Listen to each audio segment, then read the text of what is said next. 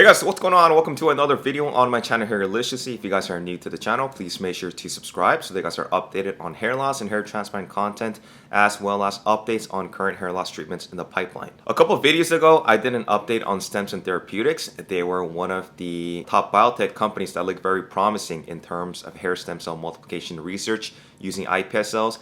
And, to some people, they were the holy grail in the regeneration of hair follicles. But unfortunately, due to financial hardships related to a lack of funding and capital, the company had to shut down their business. And, I mentioned this last time, but when it comes to these biotech and biopharmaceutical startup companies, the rate of failure, especially in this field, is extremely high. I've read some estimates quoting as high as 90%, with around 80% of biotech startups that never even reach clinical trials, and nearly 90% of investigational new drugs or INDs fail in clinical trials. In addition to that, biotech startup companies oftentimes can be extremely difficult to fund for various reasons. These startup companies require a significant upfront investment to develop and test the research and technology. The cost of extensive research and conducting, preclinical and clinical trials, obtaining regulatory approvals, and eventual commercialization of the technology, if it can even get to that point, can be very prohibitively high. With stem cell-based treatments like Stemson, it typically has an extremely lengthy and long development cycle, and this can easily last, several years and even over a decade. And because of that, it can make it difficult to secure funding. And then there's also issues with regulatory hurdles where companies, need to navigate a complex regulatory environment, including FDA approvals and securing intellectual property rights.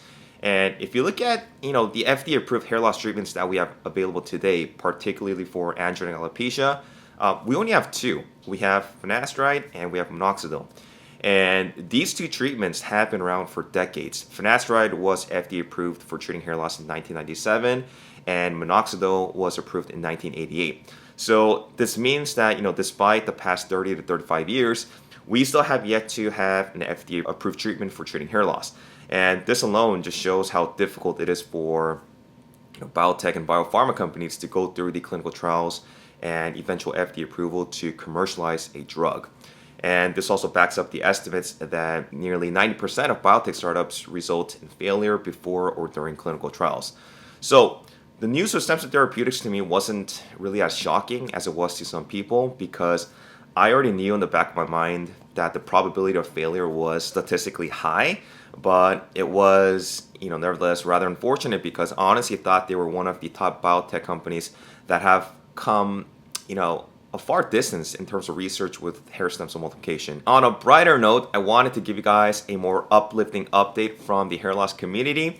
And a viewer had actually emailed me stating that OrganTech, which is the venture company focusing on the research and development of regenerative medicine, including hair cloning, has applied for human clinical testing to receive permission with the Japanese government's Ministry of Health, Labor, and Welfare. Now, this is huge news, because we know that OrganTech and Rogaine are affiliated with my most favorite hair loss researcher, Dr. Tsuji, who has been developing the cure for hair loss through stem cell multiplication. And I honestly still believe that Dr. Tsuji and his team hold the best short-term prospects in terms of a hair loss cure, because the treatment itself is autologous, and because the clinical trials are conducted in Japan, which means that they have one of the fastest and favorable government regulations, which will help get the human clinical testing trials done faster. So this is the website where OrganTech is referenced in regards to applying for human clinical testing with permission approval request from the Japanese government's Ministry of Health, Labor, and Welfare Ethics Committee. Now, this document was in Japanese, but it basically translates down to obtaining approval to make sure that they adhere to the Declaration of Helsinki, which is it's a set of ethical principles for medical research involving human subjects. And this declaration is going to set the ethical guidelines for human research.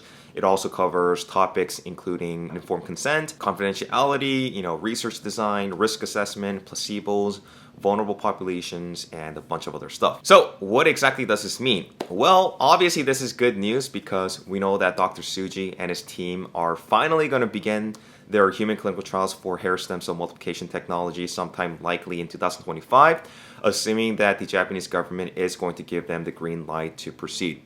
And while this is good news, we also have to take things with a grain of salt. They are still a very, very long way from everything. The first thing is to get approval from the Japanese government so that they can actually begin human clinical testing. The second is to make sure that they have adequate funding that is going to last for several years at a minimum.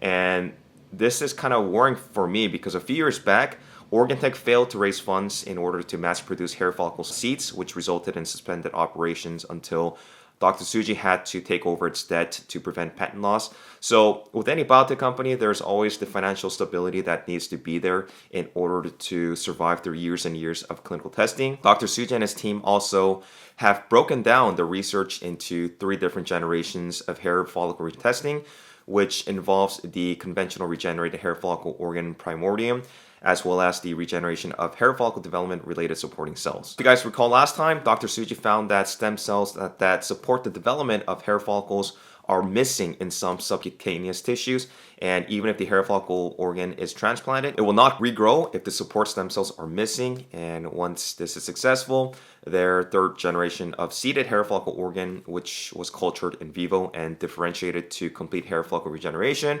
will also need to be tested. Now, this 3rd generation is likely for totally bald individuals who lack donor hairs.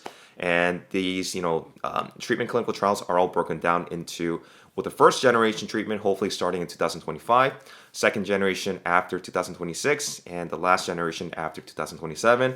I wouldn't necessarily count on these dates because Dr. Tsuji and his team have a history of sometimes not giving accurate updates on their deadlines. So you just kind of want to take these approximate dates with a grain of salt as well. They also need to confirm that there is not going to be any inflammation, infection, or potential malignancy, which has not yet been proven in humans. So there is still, a huge hurdle and so many things that kind of need to play out in order for this to even be successful. Even if it is successful, we are at least looking at 10 years before everything would even commercialize. And this is just being extremely hopeful that everything plays out as planned. It definitely will be a challenge, and I obviously don't want to be a pessimist, but there definitely will be hurdles to go after. But, in the grand scheme of things, it is finally great news to hear that the 1st generation human clinical trials are hopefully going to commence in 2025 for hair follicle organ regeneration, and hopefully things will go as planned. If Dr. Tsuji is not able to deliver, at this point, I'm not even sure that hair multiplication will even be a thing. But I do look forward to hearing more updates from Dr. Tsuji, and we'll continue to update you guys as we get closer to more information. But that basically is all the update that I had for Dr. Tsuji. It's good to finally hear back from them, knowing that they are moving closer to human clinical trials. So let me know in the comments on what your thoughts are on Dr. Tsuji and his upcoming treatment involving humans. I know that there are a lot of things that kind of need to work out in place for this treatment to be really successful. But, let's all be hopeful and keep our fingers crossed. That wraps up this video. Thanks for watching, guys, and I will talk to you guys in my next video. Take care.